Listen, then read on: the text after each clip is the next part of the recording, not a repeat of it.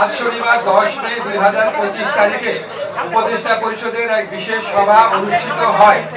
সভায় আন্তর্জাতিক অপরাধ ট্রাইব্যুনাল আইনের সংশোধনী অনুমোদিত হয়েছে। সংশোধনী অনুযায়ী আন্তর্জাতিক অপরাধ ট্রাইব্যুনাল কোন রাজনৈতিক দল, তার অঙ্গ সংগঠন বা সমর্থক গোষ্ঠীকে শাস্তি দিতে পারবে।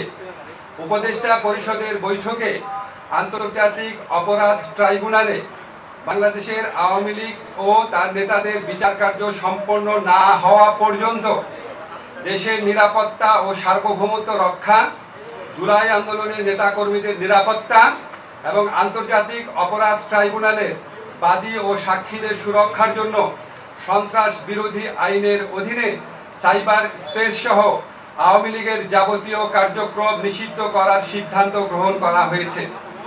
এ বিষয়ে প্রয়োজনীয় পরিপত্র পরবর্তী কর্মদিবসে জারি করা হবে।